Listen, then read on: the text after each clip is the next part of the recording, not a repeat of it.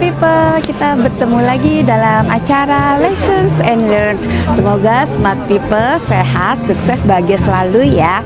Hari ini saya akan membahas mengenai work-life balance itu diciptakan, bukan dicari. Yuk kita simak pembahasannya, semoga berguna.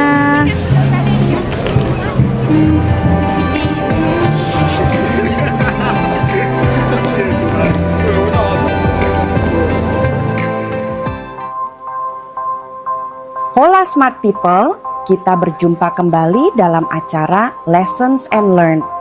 Sehat, sukses, dan bahagia selalu. Hari ini kita akan membahas materi mengenai work-life balance itu diciptakan bukan dicari. Yuk, mari kita simak bersama-sama, semoga bermanfaat. Keseimbangan hidup bukan soal waktu luang, tapi soal kesadaran mengatur energi.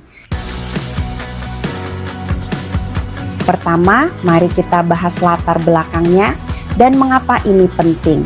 Banyak orang berharap keseimbangan hidup akan tercipta dengan sendirinya ketika pekerjaan sudah lebih ringan, jabatan lebih tinggi, atau kondisi sudah ideal.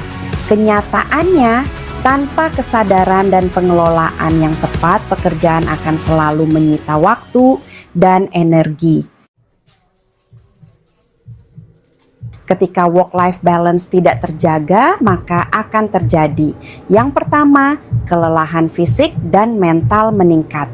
Yang kedua, emosi menjadi lebih mudah terpancing. Yang ketiga, produktivitas menurun secara perlahan. Yang keempat, kehidupan pribadi terasa terabaikan. Keseimbangan hidup bukan tentang membagi waktu secara sama rata, tetapi tentang mengelola energi dan prioritas secara sadar.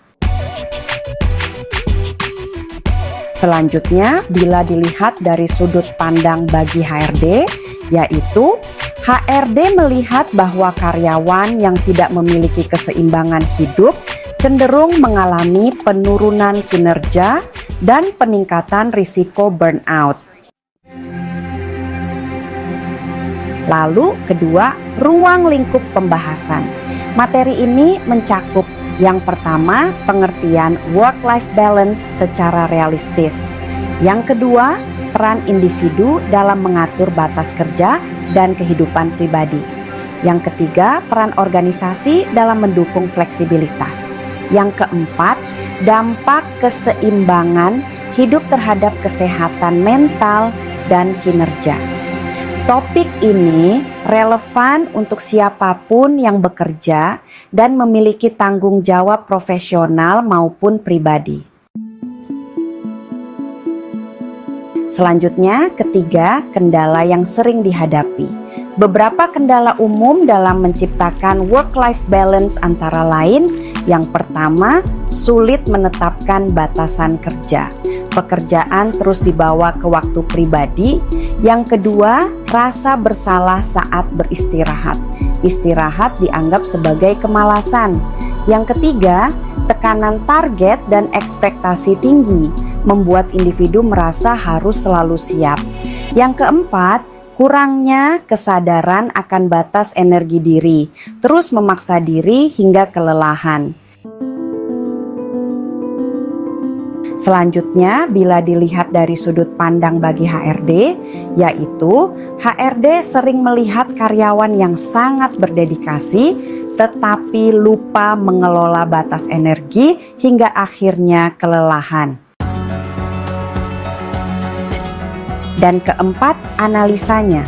Work-life balance tidak datang dari satu kebijakan atau satu momen tertentu. Keseimbangan hidup terbentuk dari 1. Kesadaran individu untuk mengatur waktu dan energi. 2. Keberanian menetapkan batas yang sehat. 3. Dukungan lingkungan kerja yang memahami kebutuhan manusia. Yang pertama, tanpa keseimbangan meliputi 1. Kinerja hanya bertahan jangka pendek. 2. Risiko burnout meningkat. 3. Hubungan pribadi terganggu. Yang kedua, apabila dengan keseimbangan meliputi 1. Energi lebih terjaga. 2. Fokus kerja meningkat. 3. Kesehatan mental lebih stabil. Selanjutnya, bila dilihat dari sudut pandang bagi HRD, yaitu HRD memandang work-life balance sebagai investasi jangka panjang terhadap kinerja dan keberlanjutan SDM. Lalu kelima, rekomendasi. Yang pertama, untuk individu, 1. Sadari bahwa istirahat adalah bagian dari produktivitas. 2. Atur jadwal kerja dan waktu pribadi secara sadar. 3. Berani menetapkan batas yang sehat. 4. Dengarkan sinyal kelelahan tubuh dan pikiran. Untuk aksi praktisnya, coba deh buat jadwal me time di tengah minggu kerja, meski hanya 30 menit, supaya bisa mengisi ulang energi. Yang kedua, untuk lingkungan kerja atau bila dilihat dari sudut pandang bagi HRD, yaitu 1. Dorong budaya kerja yang menghargai keseimbangan hidup. 2. Sediakan fleksibilitas yang realistis sesuai kebutuhan. 3. Berikan contoh dari pimpinan dalam menjaga batas kerja. 4. Evaluasi beban kerja secara berkala. Yang terakhir yaitu kesimpulan. Work-life balance bukan sesuatu yang bisa ditunggu, tetapi sesuatu yang perlu diciptakan dengan kesadaran dan disiplin pribadi. Ketika keseimbangan hidup terjaga, kualitas kerja dan kualitas hidup akan berjalan seiring. Kesimpulannya, bila dilihat dari sudut pandang bagi HRD, yaitu organisasi yang berkelanjutan dibangun oleh individu yang mampu menjaga keseimbangan hidupnya, HR dapat mendukung, tetapi kesadaran utama tetap berada pada individu itu sendiri. Demikian materi pembahasan hari ini mengenai work-life balance. Itu diciptakan, bukan dicari. Semoga bermanfaat, sehat, sukses, dan bahagia selalu.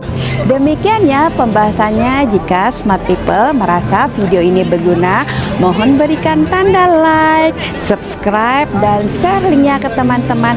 Sampai bertemu di lessons berikutnya. Sehat, sukses bagi selalu. Bye.